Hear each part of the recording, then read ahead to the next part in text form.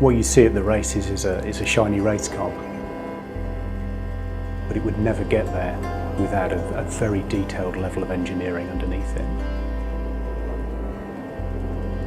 For instance, they'll go 0 to 60 in 2.5 seconds.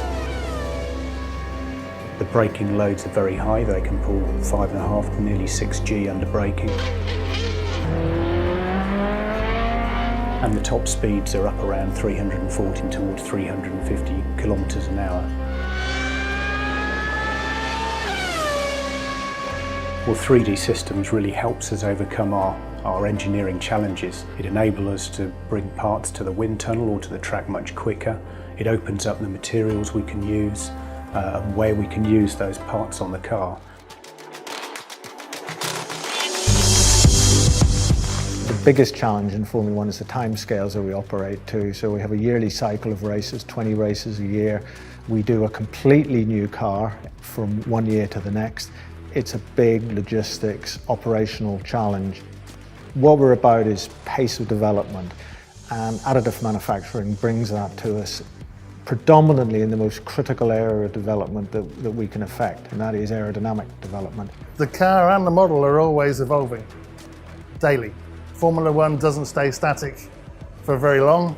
We require different components at every track, so we're able to make them with no tooling involved is obviously ideal for us. We currently have 6 SLA machines, and we also have 3 SLS machines, selective laser sintering, a range of materials from rubbers through to carbon-filled nylons.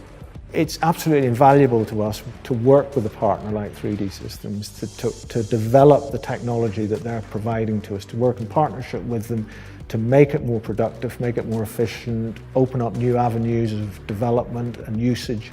And that's been extremely successful over the last 20 or so years.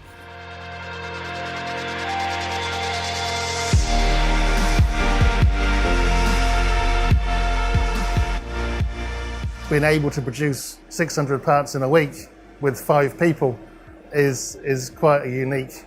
We couldn't do that conventionally. We'd need a machine shop the size of a small city. To us, 3D Systems gives us a one-stop shop.